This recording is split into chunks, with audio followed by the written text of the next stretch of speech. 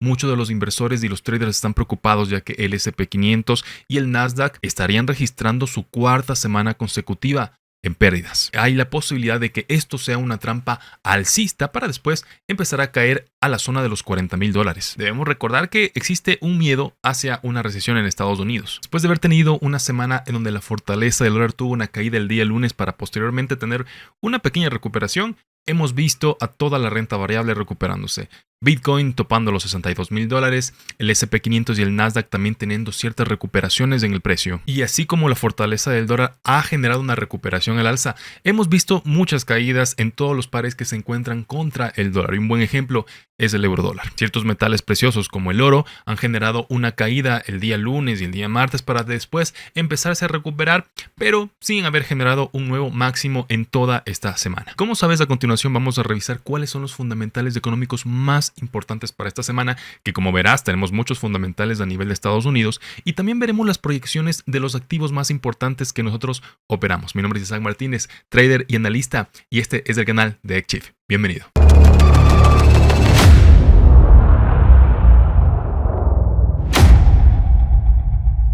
Iniciamos con el calendario económico. Como puedes ver, el día lunes no tenemos reportes que puedan generar volatilidad importante en los mercados.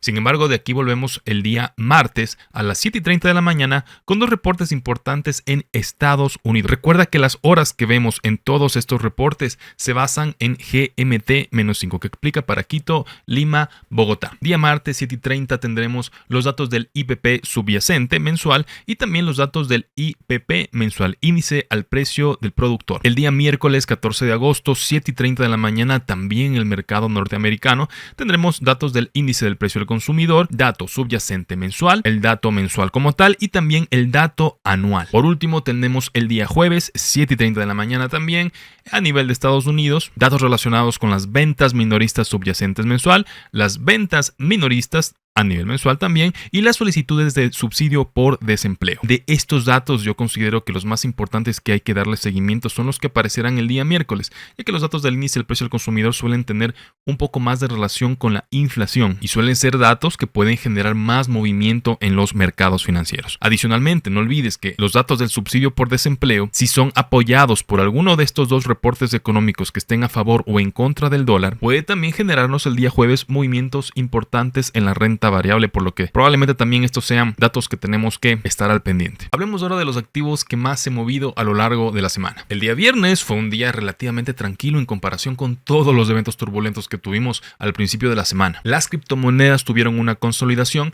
mientras que las acciones empezaron a tener cierto movimiento alcista hasta el final de la tarde. En Estados Unidos, el mercado se recuperó el día jueves con el S&P 500 registrando uno de los mejores movimientos desde noviembre de 2022. Y además también el Nasdaq sigue subiendo un 3.1%. Sin embargo, a pesar de todas las ganancias del día viernes, muchos de los inversores y los traders están preocupados ya que el S&P 500 y el Nasdaq estarían registrando su cuarta semana consecutiva en pérdidas. Bitcoin experimentó una recuperación significativa llegando a casi los $63,000 y revirtiendo las fuertes pérdidas que tuvimos al inicio de la semana. Aunque se encuentra arriba de los $60,000, muchos expertos analistas debaten si es que hay la posibilidad de que esto sea una trampa alcista para después empezar a caer a la zona de los $40,000. Por otra parte, también hay expertos que dicen que teniendo un cierre por arriba de los $60,000 podría generarse un soporte a nivel semanal para que a partir de aquí empecemos a buscar liquidez y podamos seguir subiendo. Hablando de altcoins, el día viernes fue un día mixto para todas las altcoins, con la mayoría de los tokens principales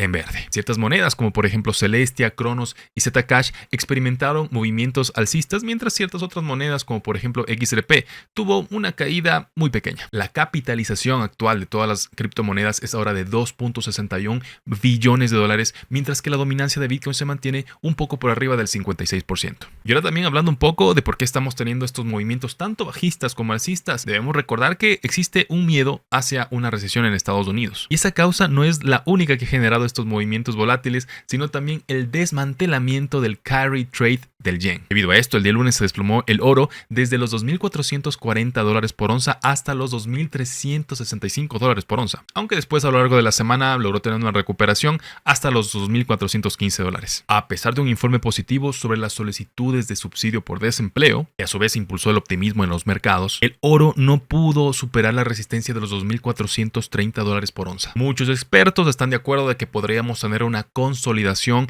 con el oro a lo largo de la semana entrante, aunque también hay ciertos analistas expertos que mencionan un aumento de su cotización. Factores como la posibilidad de un recorte de tasas de interés por parte de la Reserva Federal para septiembre y también de las tensiones en el Oriente Medio podrían generar movimientos interesantes para el oro en el futuro próximo. En resumen, los analistas ven una semana de consolidación para el oro con un posible sesgo alcista, mientras que los inversores minoristas siguen siendo optimistas con los mercados financieros. A continuación vamos a preparar todas las proyecciones para esta semana con los activos que analizamos, así que atento a esta información. Nos encontramos actualmente con la fortaleza del dólar y quiero que te fijes que estamos en estos momentos en un rechazo de todo este imbalance que se encuentra en el gráfico de 4 horas.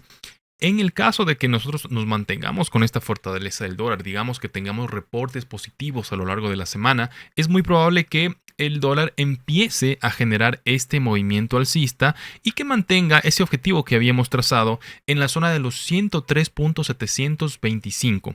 A partir de este punto, pues el precio podría tranquilamente seguir subiendo hasta la zona de los 104.080 para que a partir de ahí, pues bueno, vamos a ir analizando si es que es posible tener algún rechazo en esta zona y podamos seguir viendo un movimiento bajista.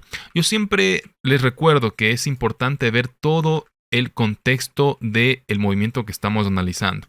Si nosotros vemos desde dónde viene el precio, podemos fijarnos y eso lo podemos ver mejor en temporalidades mayores, pero por favor quiero que te des cuenta cuál es el movimiento actual de la fortaleza del dólar. Es un movimiento con una estructura claramente bajista. Entonces, ¿sería correcto esperar un movimiento alcista para que operemos al alza este activo o sería mejor que esperemos que el precio se recupere lo suficiente para aprovechar movimientos en corto? Esa es la decisión que debes tomar. Personalmente yo pensaría que el precio puede recuperarse un poco más para después darnos oportunidades para realizar ventas. Así que atento con esa información. Vámonos con el S&P500. En cuanto al S&P500 vemos en el gráfico de 4 horas que hemos roto todas las zonas importantes que yo hubiera estado dándole seguimiento, como por ejemplo esa zona, tenemos esa otra zona y tenemos esta última zona que teníamos como objetivo, la zona de los $5,191. A partir de este punto, si te fijas, el precio, vamos a borrar esta zona de aquí, el precio se ha recuperado, ha rellenado este vacío de liquidez, ha generado un bajo más alto que el anterior y el precio lo que ha hecho es intentar formar una estructura alcista. Ahora, es muy importante que entendamos cuáles son los siguientes objetivos. Este de aquí lo voy a eliminar porque ya lo llegamos. Y este también. Los siguientes objetivos que podríamos establecer con el S&P500 son los $5,401 y probablemente después de superar ese objetivo, si el precio sigue subiendo, pues bueno, tengamos aquí como objetivo también este imbalance con su respectivo punto sensible en los $5,477.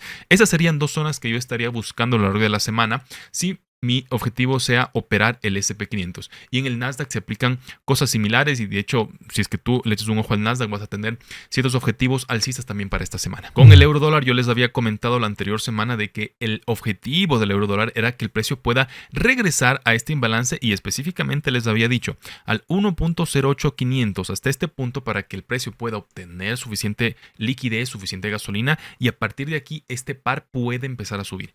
No hemos visto el movimiento que les acabo de explicar hasta el momento. De hecho, el precio ha sido rechazado una vez que topa el imbalance para poder seguir subiendo. Sin embargo, eso sí te digo, el rechazo que estamos observando no es lo suficientemente fuerte. Eso quiere decir que si es que el precio en estos momentos falla, vamos a ver si les puedo dejar aquí, está fallando en hacer un alto más alto que este de acá, que este alto que estamos viendo en este punto, es altamente probable que el precio pueda caer para poder llegar a la zona objetivo que establecimos en los 1.08500. Por lo tanto, los objetivos para esta semana es que el precio pueda llegar a esta zona. De otra manera, si es que el precio no llega a esta zona ni a la otra que dejamos también para la anterior semana, 1.07778, es probable que el precio se recupere hacia estos puntos objetivos. Te voy a dejar algunas zonas de objetivo que me gustan. Zonas de objetivo alcistas 1.09451 y la última zona alcista para esta semana 1.10088. Serían las dos zonas que yo estaría teniendo en cuenta si es que estuviera yo operando al alza. Por último, vamos a ver a Bitcoin en el gráfico de 4 horas. Hemos visto ya, como estábamos comentando, un rechazo en toda esta zona, rechazo muy importante en toda esta zona, que está relacionada con imbalances, que está relacionada con objetivos en el gráfico semanal, que está relacionado con mitigation blocks en base a los MCC. Es altamente probable que a partir de estos puntos el precio todavía pueda recuperarse, todavía podamos mantenernos en este movimiento alcista. Eso no quiere decir, como los expertos analistas habían comentado, les había yo dicho a lo largo de todo este video, esto no quiere decir que podamos todavía estar ante una trampa bajista. Si nosotros vamos a temporalidades mayores, yo te recuerdo que nos encontramos todavía en todo este gráfico, que como te puedes dar cuenta es una estructura bajista. Mira todo lo que te dejé señalado la anterior semana. Altos más bajos y tenemos también bajos más bajos.